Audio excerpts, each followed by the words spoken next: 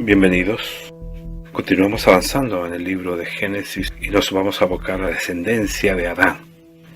Existen muchos misterios involucrados en esto, pero trataremos de exponer y aclarar otros puntos en especial.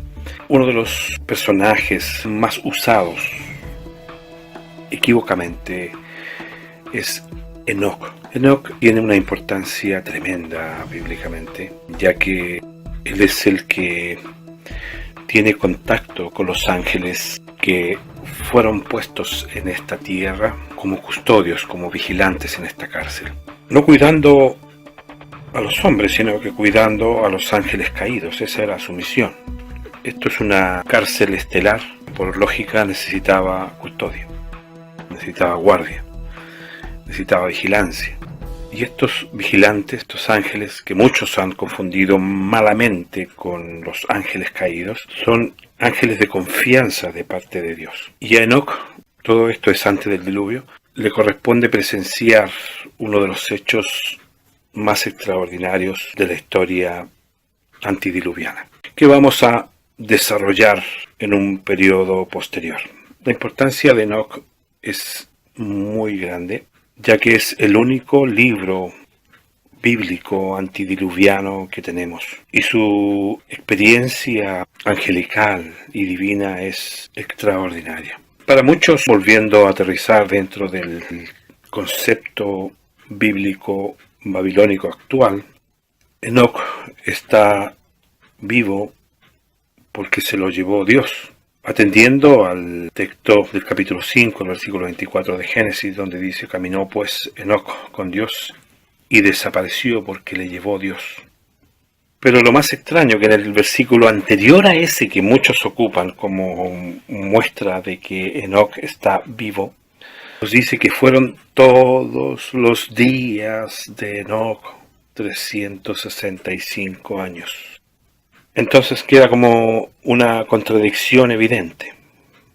Enoc está vivo, como dicen algunos pastores y líderes de algunas iglesias modernas, o falleció definitivamente.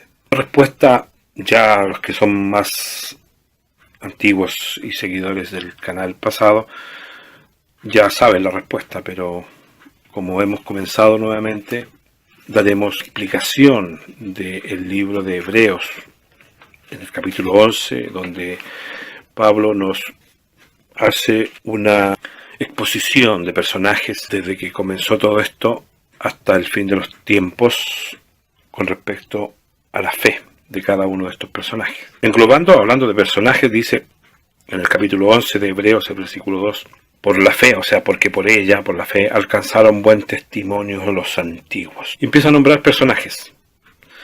En el versículo 4 nombra a Abel. En el versículo 5 nombra a Enoc, que dice que fue traspuesto para no ver muerte, y que aquí donde se confunde, porque dice para no ver muerte, entonces está vivo. Y no fue hallado porque le traspuso Dios, y antes que fuese traspuesto tuvo testimonio de haber agradado a Dios. Vamos a dejar pendiente el tema traspuesto.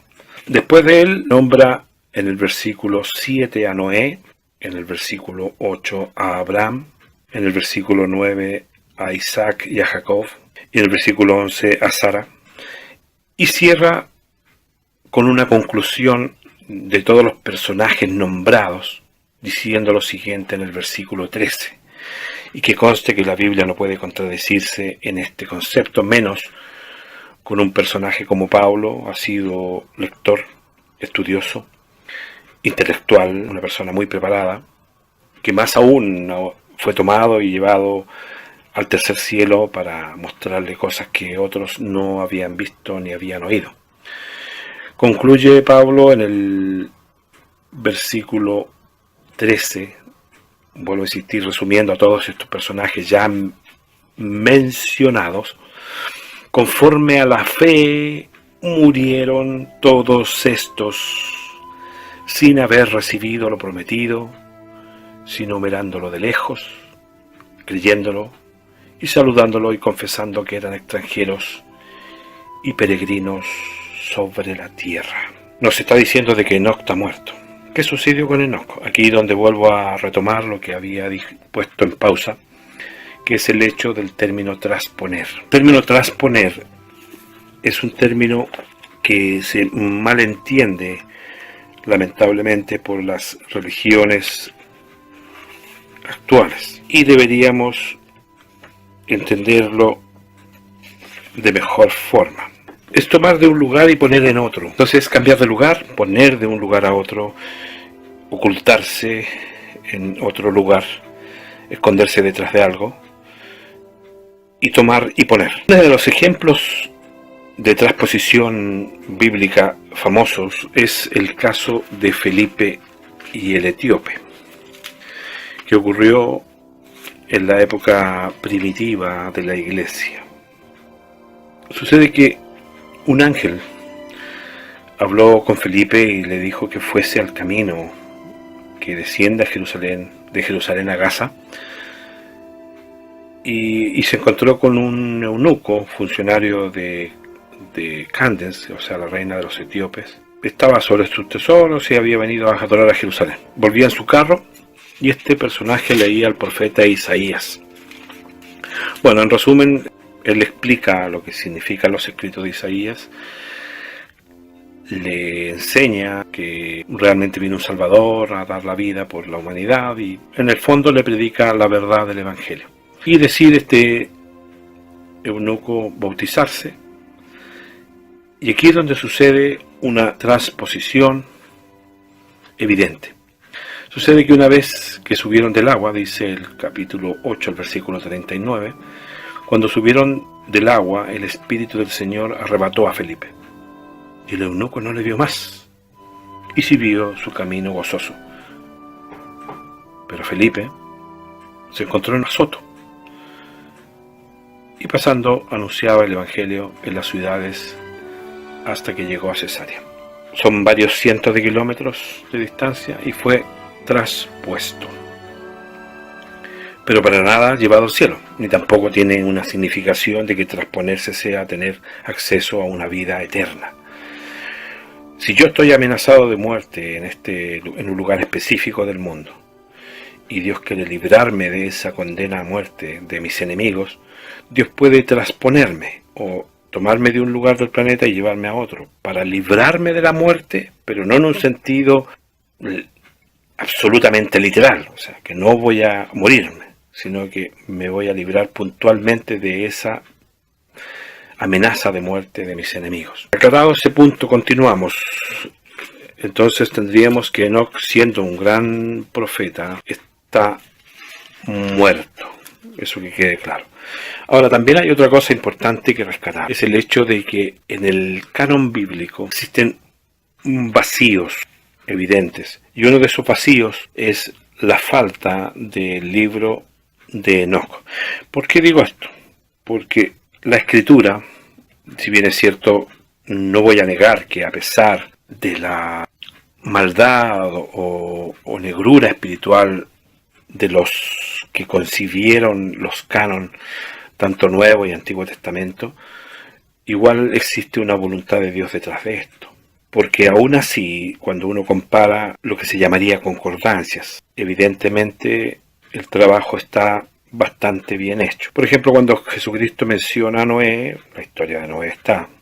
Cuando menciona a Abraham, la historia de Abraham está. Y así sucesivamente se van dando mención a nombres, David, Salomón. Existen las concordancias históricas, se menciona al profeta Isaías, se menciona al profeta Jeremías, se menciona a Daniel, etcétera, etcétera. Pero hay un texto en el libro de Judas, un librito pequeño que está antes de Apocalipsis, donde él menciona una referencia que no existe.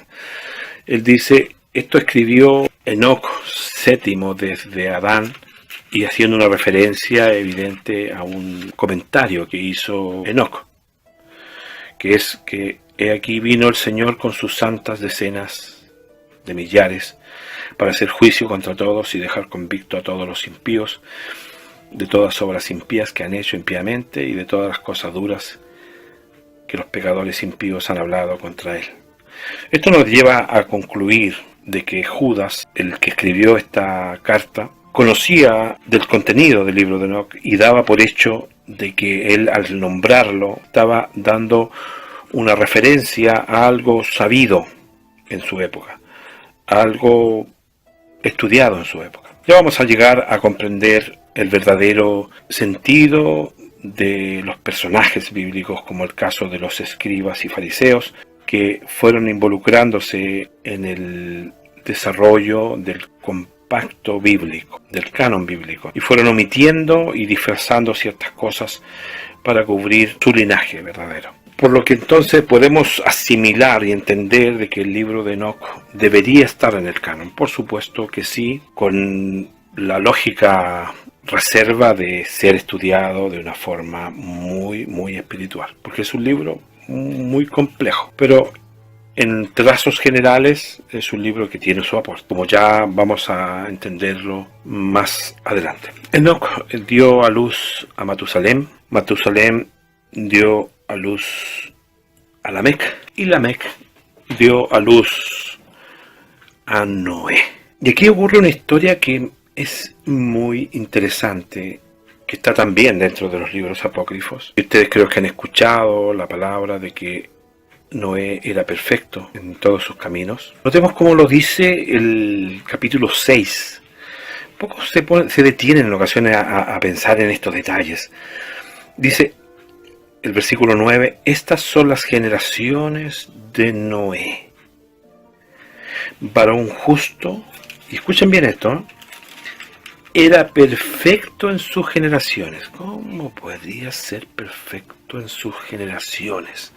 Cuando acá se nombra perfecto en sus generaciones, se refiere que era perfecto en su genética. Era un ser muy saludable, genéticamente perfecto. Y aquí viene una anécdota que quiero contar, aparecida en los libros apócrifos. Dice que Lamec, al momento de nacer Noé, se asoma a verlo y queda espantado. ¿Por qué espantado? Porque el niño era completamente blanco, prácticamente luminoso de blanco. Lo que llamaríamos hoy en día un niño albino, pero con unas facciones angelicales maravillosas, casi resplandeciente. Sus ojos, por el mismo contraste de la blancura de su tez, la belleza de sus facciones, se veían con una tonalidad rojo celeste, lo que lo hacía ver muy extraño. Quedó casi espantado. Ante esa sorpresa, Lamec toma a esta criatura y la lleva ante su padre, Matusalem. Matusalem, también confundido, sin saber qué responder, le dice: el más apropiado para responder esto debería ser tu abuelo, Enoch. Y dice el libro que y esto confirma de que realmente Enoch fue traspuesto, ya que Lamec tuvo que hacer un largo viaje a un extremo de la tierra, dice, para ubicar a Enoch, llevando consigo a esta criatura, porque sus dudas eran tremendas y necesitaba que alguien muy cercano o contactado con Dios le dijese si eso era maligno o benigno, porque era muy distinto a lo que era un niño muy bello, muy hermoso, muy perfecto, muy robusto, de facciones angelicales y muy blanco, y sus ojos eran contrastantes con su cuerpo. Para resumir un poco la historia, después de una serie